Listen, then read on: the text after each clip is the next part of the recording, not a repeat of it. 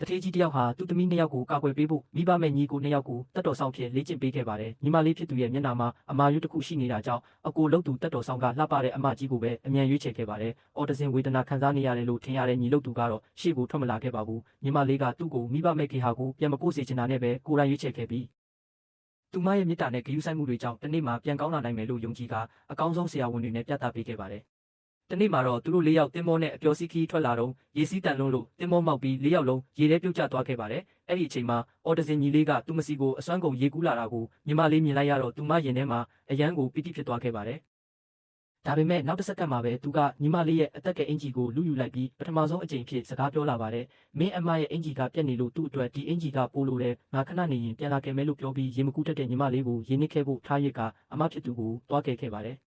အဲ့ဒီချိန်မှာပဲသူအော်တဇင်ဖြစ်နေတာကဟန်ဆောင်နေမှညီမလေးသဘောပေါက်သွားခဲ့ပါတယ်။သူကသူမနဲ့စကားမပြောချင်လို့တက်တက်ဟန်ဆောင်နေခဲ့တာပါ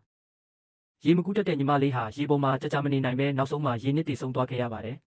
ဒါပေမဲ့ကံကောင်းထောက်မစွာနဲ့ပဲကောင်းကင်ဘုံကညီမလေးကိုနောက်ထပ်အခွင့်အရေးတစ်ခုပေးခဲ့ပါတယ်။သူမဟာတက်တော်ဆောင်ရွေးချယ်ရမယ့်နေ့ကိုအချိန်ကာလနောက်ပြန်ရောက်သွားခဲ့ပါတယ်။သူမဘာမှမပြောရသေးခင်မှာပဲဒီတစ်ချိန်မှာတော့အမကြီးကရှေ့ထွက်လာပြီးပိုချုံမောတဲ့ညီလုပ်သူကိုသူ့တက်တော်ဆောင်အဖြစ်ရွေးချယ်လိုက်ပါတယ်။အံ့ဩစရာကောင်းတာကညီမလေးကလည်းဘာမှကန့်ကွက်မနေခဲ့ပါဘူး။ဒါပေမဲ့အဖေဖြစ်သူကချက်ချင်းပဲကန့်ကွက်ခဲ့ပါတယ်။အမကြီးကအိမ်ရဲ့သမီးကြီးဆုံးဖြစ်လို့သူ့ရဲ့လုံခြုံရေးကပိုအရေးကြီးကြောင်းအော်တဇင်ဖြစ်နေတဲ့ညီလေးကသူမကိုကောင်းကောင်းမစောင့်ရှောက်နိုင်ဘူးလို့အဖေကဆိုပါတယ်။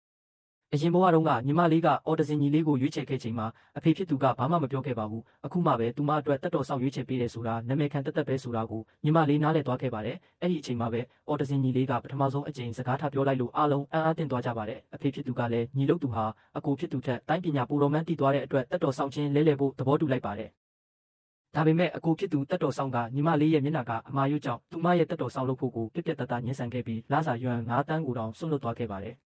ဒီတစ်ခါမှာတော့ညီမလေးကဘသူစကားကိုမှနားမထောင်တော့ပါဘူး။ညီကိုနှစ်ယောက်လုံးကိုသူမရဲ့တက်တော်ဆောင်ဖြစ်မလို့ခြင်းဘူးလို့လူပုံလယ်မှာပြက်ပြက်တသားကြေညာလိုက်ပါတယ်။ဒီစကားကြောင့်ညီကိုနှစ်ယောက်လုံးအံ့ဩမြင်တက်သွားကြပါတယ်။အခုချိန်မှာညီမလေးကဘသူကိုမှမလိုအပ်တော့ပါဘူး။သူမရဲ့အလောက်ကိုင်ပုံမှာပဲအာယုံဆိုင်စူးစမ်းခဲ့လို့မကြခင်မှာပဲစီးပွားရေးလောကမှာလှပတဲ့သူမရဲ့အမတ်ထက်တောင်ပိုပြီးအောင်မြင်လာခဲ့ပါတယ်။အခုဆိုရင်လူတွေကသူမကိုအမာရွတ်နဲ့မိန်းကလေးဖြစ်မမြင်ကြတော့ပဲတကူဩဇာရှိတဲ့စီးပွားရေးလုပ်ငန်းရှင်မျိုးသမီးတဦးအဖြစ်အတိအမှတ်ပြုလာကြပါပြီ။ဒါကြောင့်တက်တော်ဆောင်ညီလေးကလည်းသူမကိုစတင်ပြီးစိတ်ဝင်စားလာခဲ့ပါတယ်။အဲ့ဒီချိန်မှာပဲမနာလိုဖြစ်နေတဲ့အမကြီးရောက်လာပြီးအခုချိန်ထိငါကနင်းထက်ပိုလာနေတော့မယ်ဆိုပြီးညီမလေးကိုစနောက်ခဲ့ပါတယ်။ဒါအပြင်ညီမလေးရဲ့ယုံကြည်မှုကိုဖျက်ဆီးဖို့သူမမျက်နှာကအမာရွတ်ကိုပါလောင်ပြောင်ခဲ့ပါတယ်။ဒါပေမဲ့နောက်တစ်စက္ကန့်မှာပဲညီမလေးကဒီအမာရွတ်ရလာခဲ့တဲ့နောက်ွယ်ကအမှန်တရားကိုလူပုံထဲမှာဖွင့်ချလိုက်ပါတယ်။ငငယ်တုန်းကလူမိုက်တချို့ကအမကြီးကိုလာချင်း6ချိန်မှာညီမလေးကရှေ့ထွက်ပြီးကာကွယ်ပေးခဲ့တာပါ။ဒါပေမဲ့ကောက်ကျစ်တဲ့အမကြီးကသူမကိုအနောက်ကနေလူမိုက်တွေရဲ့ဓာတ်စီတွန်းပို့လိုက်တာကြောင့်အခုလိုမျက်နှာမှာအမာရွတ်ထင်ကျန်သွားခဲ့တာဖြစ်ပါတယ်။သူမရဲ့အမှန်တရားတွေလူပုံထဲမှာပေါ်သွားတဲ့အခါကောက်ကျစ်တဲ့အမကြီးကချက်ချင်းပဲငိုယူပြီးဒရာမာခင်းပါတော့တယ်။ရုတ်တရက်ဒူးထောက်ချလိုက်ပြီးခွင့်လွှတ်ဖို့တောင်းပန်ဟန်ဆောင်ပါတယ်။ဒါပေမဲ့ညီမလေးရဲ့ခြေရင်းကိုမရောက်ခင်မှာပဲတက်တော်ဆောင်ညီလေးကပြေးလာပြီးညီမလေးကိုဘေးကိုတွန်းထုတ်လိုက်ပါတယ်။အဲ့ဒီလိုတွန်းလိုက်တာကြောင့်ညီမလေးဟာရေနွေးပူတွေတဲလာတဲ့စပွဲထိုးတစ်ယောက်နဲ့တိုက်မိပြီးလက်မှာအပူလောင်သွားခဲ့ပါတယ်။ဒါပေမဲ့ညီကိုနှစ်ယောက်လုံးကအမကြီးအတွက်ပဲစိုးရိမ်နေကြပြီးညီမလေးဒဏ်ရာရသွားတာကိုဘယ်သူမှဂရုမစိုက်ကြပါဘူး။အဲ့ဒီအစားညီမလေးကိုပဲဝိုင်းစုကြပြီးအမဖြစ်သူကိုတောင်းပန်ဖို့ဖိအားပေးကြပါတယ်။ဒါပေမဲ့အခုချိန်မှာသူမဟာအရင်ကလိုခေါင်းငုံခံတတ်တဲ့မိန်းကလေးဖြူတယ်လေးမဟုတ်တော့ပါဘူး။သူမကတက်တော်ဆောင်ညီလေးရဲ့မျက်နှာကိုဖျက်ရိုက်လိုက်ပြီးနောက်ဘယ်တော့မှဘသူရှိမှခေါင်းငုံခံမှာမဟုတ်ဘူးလို့ပြက်ပြက်တသားပြောချလိုက်ပါတော့တယ်ရှေ့ဆက်ပြီးဘာတွေဖြစ်လာမလဲသိချင်နေဆိုရင်တော့ဒီဗီဒီယိုလေးကို like လုပ်ပြီး follow လုပ်ထားပေးကြပါဦးနော်။